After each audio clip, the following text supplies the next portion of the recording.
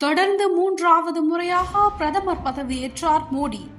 நேரு இந்திரா காந்தி வரிசையில் இணைந்து மோடி சாதனை. 5 ஆண்டுகள் நீடிக்குமா கூட்டணி ஆட்சி? நடந்து முடிந்த நாடாளுமன்ற தேர்தலில் 240 இடங்களை பெற்ற பாஜக தனிப்பெரும் கட்சியாக உருவெடுத்துள்ளது. ஆட்சி அமைக்க தேவையான பெரும்பான்மை பலம் இல்லாத போதிலும் சந்திரபாபு நாயுடுவின் தெலுங்கு தேசம் கட்சி, நிதிஷ்குமாரின் ஜனதா தளம் ஆகியவற்றுடன் இணைந்து கூட்டணி ஆட்சி அமைத்துள்ள பாஜக இன்று ஆட்சி பொறுப்பேற்றுக் கொண்டது. அதன்படி மோடி தலைமையிலான புதிய அமைச்சரவைக்கு குடியரசுத் தலைவர் மாளிகையில் நடைபெற்ற பதவியேற்பு விழாவில் பிரதமர் மோடி மற்றும் புதிதாக பதவியேற்ற அனைத்து அமைச்சர்களுக்கும் குடியரசுத் தலைவர் திரௌபதி முர்மு பதவி பிரமாணமும் ரகசிய காப்பு பிரமாணமும் செய்து வைத்தார். ராஜ்நாத் சிங், அமித்ஷா, நிதின் கட்கரி, ஜே.பி. நட்டா, சிவராஜ் சிங் சௌஹான், நிர்மலா சீதாராமன், ஜெய்சங்கர் உட்பட 72 அமைச்சர்கள் இன்று பொறுப்பேற்றுக் கொண்டனர். நேரு, இந்திரா காந்தி, மன்மோகன் சிங் வரிசையில் இந்தியாவை அதிக ஆண்டுகள் ஆட்சி செய்த பிரதமர்கள் வரிசையில் 3ஆம் இடத்துக்கு முன்னேற உள்ளார் பிரதமர் மோடி. அதிலும் முன்னாள் பிரதமர் நேருவுக்கு பின் தொடர்ந்து 3 முறை தேர்தலில் வென்று சாதித்துள்ளார் மோடி. ஏற்கனவே 2001 முதல் 2014 வரை தொடர்ந்து 4 முறை குஜராத் மாநில முதல்வராக பதவி வகித்தவர் பிரதமர் மோடி.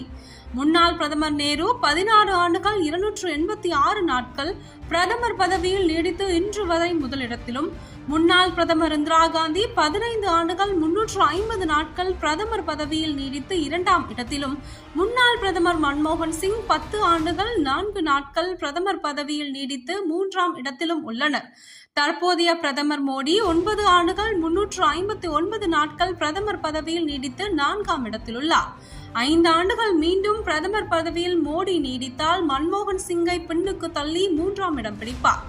இது ஒரு புறம் இருக்க, பாஜக தற்போது அமைத்துள்ள கூட்டணி ஆட்சி முழுமையாக 5 ஆண்டுகளை நிறைவு செய்யுமா என்கிற சந்தேகமும் எழாமல் இல்லை.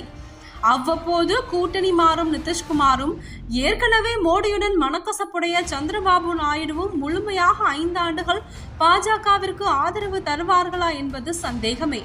அதிலும் சந்திரபாபு நாயுடுவும் நிதிஷ்குமாரும் மத்திய அமைச்சரவையில் உள்துறை, நிதித்துறை உட்பட முக்கிய துறைகளை பாஜகவிடம் கேட்டு வரும் நிலையில், உள்துறை, நிதித்துறை போன்ற முக்கிய துறைகளை கூட்டணி கட்சிகளுக்கு ஒதுக்க பாஜக முன் வராததும், சரியான நேரத்தில் இந்தியா கூட்டணி ஆட்சி அமைக்கும் என மேற்கு வங்க முதல்வர் மம்தா பானர்ஜி கூறியிருப்பதும், பாஜக கொண்டு வந்த அக்னிபாத் திட்டத்தை நிதிஷ்குமார் எதிர்ப்பது போன்றவைகளும் இந்த கூட்டணி ஆட்சி 5 ஆண்டுகள் நீடிக்குமா என்ற சந்தேகத்திற்கு மேலும் வலு சேர்க்கிறது.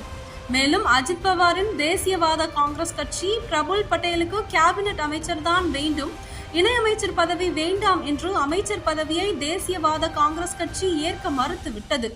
3வது முறையாக மோடி பிரதமர் பதவியேற்கும் நாளிலேயே நடந்த இந்த நிகழ்வு என்டிஏ கூட்டணிக்குள் சலசலப்பை ஏற்படுத்தியது.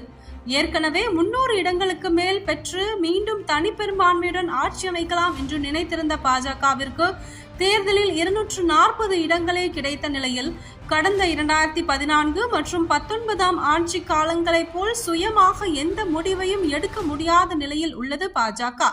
இனி கூட்டணி கட்சிகளின் ஆலோசனையின்படியே பாஜகவால் அனைத்து முடிவுகளையும் எடுக்க முடியும். பாஜகவின் அனைத்து கொள்கை முடிவுகளுக்கும் கூட்டணி கட்சிகள் உடன்படுமா? 5 ஆண்டுகள் பாஜக ஆட்சி முழு ஆதரவு அளிக்குமா என அனைத்தும் அடுத்தடுத்த அரசியல் நகர்வுகளை பொறுத்தே அமையும்.